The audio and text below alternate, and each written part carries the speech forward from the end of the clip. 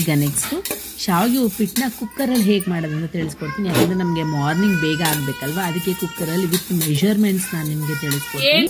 ಯಾಕಂದರೆ ಶಾವಿಗೆ ಉಪ್ಪಿಟ್ಟು ಬಾತನ್ನ ಮಾಡಬೇಕಾದ್ರೆ ಉಪ್ಪಿಟ್ಟು ಮಾಡಬೇಕಾದ್ರೆ ನಾವು ಬಾಣಲಿಯಲ್ಲಾದರೆ ನೋಡಿಕೊಂಡು ನೀರು ನೋಡಿಕೊಂಡು ಎಷ್ಟು ಬೇಕೋ ಅಷ್ಟು ಸೇರಿಸ್ಕೊಂಡು ನಾವು ಪರ್ಫೆಕ್ಟ್ ಕನ್ಸಿಸ್ಟೆನ್ಸಿ ಮಾಡ್ಕೊಳ್ತೀವಿ. ಬಟ್ ಕುಕ್ಕರಲ್ಲಿ ಆ ಥರ ಆಗೋದಿಲ್ವಲ್ಲ, ಅದಕ್ಕೋಸ್ಕರ ನಾನು ವಿತ್ ಮೆಷರ್ಮೆಂಟ್ಸ್ ತೋರಿಸ್ತಾ ಇದ್ದೀನಿ. ಫಸ್ಟ್ ನೋಡಿ, ನನ್ನಲ್ಲಿ ಯಾವ ಕಪ್ಪಲ್ಲಿ ನೀವು 1 ಕಪ್ ಆಗೋಷ್ಟು ನಾನು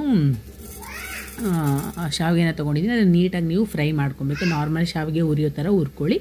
ಅದಾದಮೇಲೆ ಅದೇ ಕುಕ್ಕರ್ಗೆ ಕಡಲೆಬೇಳೆ, ಎಣ್ಣೆ, ಸಾಸಿವೆ, ಕಡಲೆಬೇಳೆ, ಒಣಮೆಣಸಿನ್ಕಾಯಿ ನೀಟಾಗಿ ನೀವು ಇದನ್ನು ಫ್ರೈ ಮಾಡ್ಕೊಳ್ಳಿ. ಇದಕ್ಕೆ ಕಡಲೆ ಬೀಜ, ಉದ್ದಿನಬೇಳೆನೂ ಸಹ ನೀವು ಆ್ಯಡ್ ಮಾಡ್ಕೊಬೋದು.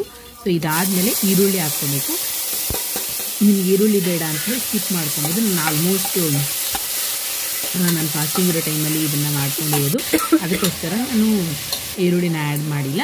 ನಾನು ಇಲ್ಲಿ ಟೊಮೆಟೊನ ಆ್ಯಡ್ ಮಾಡಿದ್ದೀನಿ. ಇದಾದಮೇಲೆ ನಿಮ್ಗೆ ಯಾವ್ಯಾವ ತರಕಾರಿ ಬೇಕೋ ಆ ತರಕಾರಿನ ಹಾಕ್ಕೊಳ್ಳಿ. ನಾನಿಲ್ಲಿ ಕ್ಯಾರೆಟು, ಬೀನ್ಸು, ಬಟಾಣಿ ಮತ್ತು ನೌಕಲು, ಆಲೂಗಡ್ಡೆ ಇಷ್ಟು ಆ್ಯಡ್ ಮಾಡಿದ್ದೀನಿ. ಮತ್ತು ರುಚಿಗೆ ತಕ್ಕಷ್ಟು ಉಪ್ಪನ್ನ ಹಾಕ್ಕೊಂಡು ಧನಿಯಾ ಪುಡಿ ಹಾಕ್ಬಿಟ್ಟು, ಸೊ ನೆಕ್ಸ್ಟ್ ನಾನು ಹೇಳಿದಲ್ವ, 1 ಕಪ್ ಶಾವಿಗೆಗೆ 2 ಕಪ್ ಆಗೋಷ್ಟು ನೀರನ್ನ ಹಾಕ್ಕೊಬೇಕು ನೀವು. ಆವಾಗಲೇ ಪರ್ಫೆಕ್ಟ್ ಆದಂಥ ಕನ್ಸಿಸ್ಟೆನ್ಸಿ ಬರುತ್ತೆ.